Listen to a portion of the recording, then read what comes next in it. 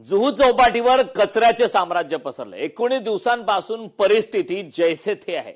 सलग 19व्या दिवशी लोकशाही मराठीचा रिअलिटी चेक करण्यात आलाय। जुहू चौपाटीवर मागच्या काही दिवसांपासून कचऱ्याचं साम्राज्य पाहायला मिळत आहे। सलग 19वा दिवस आहे। सलग 19व्या दिवशी सुद्धा जुहू चौपाटीवरती आता कचऱ्याचा रिअलिटी चेक सुरू आहे। मात्र अद्याप सुद्धा परिस्थिती जैसे थे आहे। या संदर्भात ताजे अपडेट देण्यासाठी आपल्या प्रतिनिधी मीनाक्षी मात्रे आपल्यासोबत जोडलेत। मीनाक्षीकडे जाणार। मीनाक्षी, आपण पाहतोय जुहू चौपाटीवर कचऱ्याचे साम्राज्य पसरलंय। तब्बल 19 दिवस झालेत। 19 दिवसांपासून आपण प्रत्येक दिवशी त्या ठिकाणचं रिअलिटी चेक करत आहोत। मात्र परिस्थिती अद्याप सुद्धा जैसे थे आहे। आजचे काय ताजे अपडेट आहेत? निश्चितच करण, आजचा 19वा दिवस उजळलेला आहे। आजही आपण पाहतोय की जैसे थे परिस्थिती या संपूर्ण जुहूच्या समुद्रकिनारी पाहायला मिळते। कारण टनभर कचरा आजही या संपूर्ण जुहूच्या समुद्रकिनारी दूरवर जर नजर टाकली तर पाहायला मिळते। आणि याच कचऱ्यातून आजही हे सर्वसामान्य नागरिक जे आहेत ते मॉर्निंग वॉक करताना पाहायला मिळतात। दुसरीकडे आपण जर पाहिलं तर याच कचऱ्यामुळे समुद्रातला देखील पाणी जो आहे तो खराब झालेला आहे।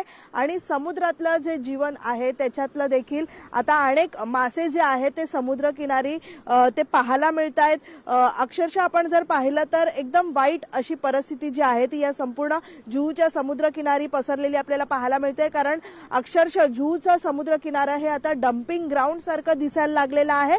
खरं तर आपण पाहिलं तर स्वच्छ हवा मुंबईकरांसाठी इथे मिळावी यासाठी हे मुंबईकर जे आहेत समुद्रकिनारी येत असतात। आणि ह्या सगळ्या कचऱ्यामुळे आज आपण पाहतोय की त्यांच्या आरोग्याचा प्रश्न देखील निर्माण झालेला आहे। वारंवार पालिकेच्या या सगळ्याच गंभीर परिस्थितीवरती आपण पाहतोय की प्रश्न उपस्थित करतोय, पण पालिका प्रशासन आपले दावे आजही कायम ठेवलेले आहेत की मॅनपॉवर वाढवली आहे किंवा मग यंत्रणा जी आहे ती वाढवलेली आहे। पण तशी आजही आपण पाहतोय की दृश्य पाहायला मिळत आहेत। एकीकडे हे कचरा साफ करणारे जे कर्मचारी आहेत ते साफ करताना दिसत आहेत, पण जसा मनुष्यबळ लागायला पाहिजे किंवा मग जी यंत्रणा लागायला पाहिजे ती आजही लागलेली नाहीये। आणि इथे कशा पद्धतीत या कचऱ्याचा डोंगर रचलेला आहे आपण एक अंदाज लावू शकतो। भरतीच्या वेळी हा संपूर्ण कचरा जो आहे तो पुन्हा एकदा समुद्रामध्ये फेकला जातो। मग या सगळ्या कर्मचाऱ्यांनी जे काम केलेलं आहे ते संपूर्ण आपण सांगू शकतो की कशा पद्धतीत वेस्ट जात आहे। एकूणच आपण जर पाहिलं तर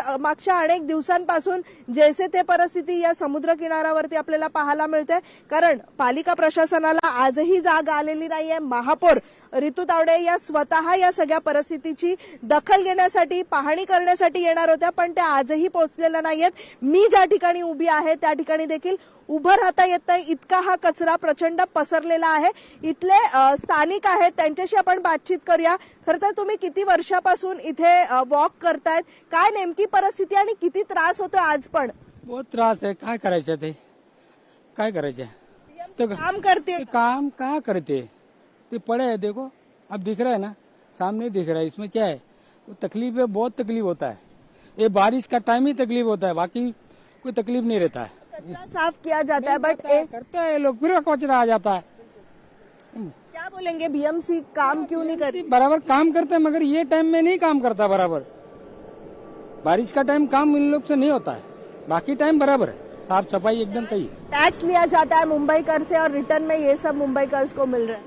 हाँ, तकलीफ तो होता है ना, हम लोग को बहुत तकलीफ होता है। स्वास्थ्य देने में तकलीफ बहुत होता है, बीमार होता है आदमी। वॉकिंग करता है चलो, इसमें कोई तकलीफ नहीं होता है, बिना वॉकिंग का जो आता है वो बहुत तकलीफ है। निश्चितच तर आपण पाहतोय की ज्यावेळी लोकशाही मराठी इथे पोहोचते त्यावेळी 1 ते 2 गाड्या ज्या आहेत या ठिकाणी दाखवल्या जातात की काम जे आहे ते कशा पद्धतीत पालिका प्रशासन करत आहे। पण प्रत्यक्षात जर परिस्थिती पाहिली तर आजही गंभीर परिस्थिती आहे आणि त्याची दखल पालिका आजही घेत नाहीये।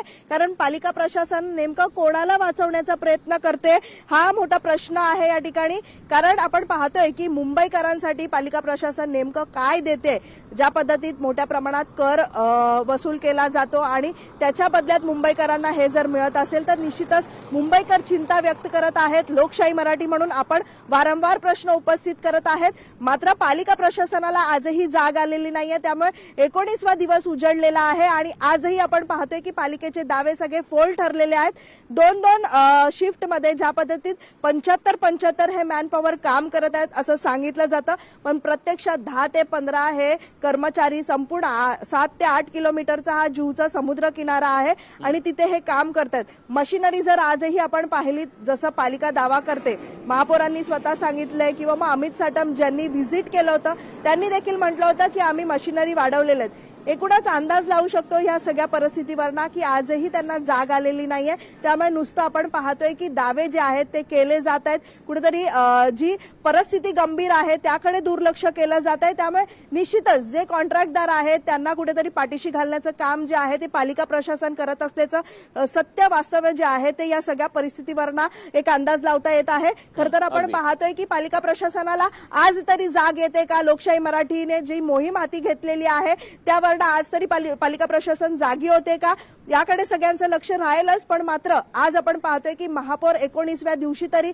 या सगळ्या पाहणीसाठी जुहूची जी परिस्थिती झालेली आहे, कशा पद्धतीत कचऱ्याचं साम्राज्य पसरलेलं आहे हे पाहण्यासाठी आज तरी पोहोचतात का हे देखील पाहणं महत्वाचं राहणार आहे. पण विरोधात बसलेले जे लोक आहेत त्यांनी देखील या ठिकाणी पाहणी केली होती. मग स्वतः किशोरी पेडणेकर असतील किंवा मग अनेक नगरसेवक आहेत त्यांनी देखील एक दिवस या ठिकाणी पाहणीसाठी व्हिजिट केलेली होती. पण मात्र त्यानंतर कोणीही आपण पाहतोय की इथे फिरकलेलं नाहीये. लोकशाही मराठी ऐका, पहा, जागरूक रहा.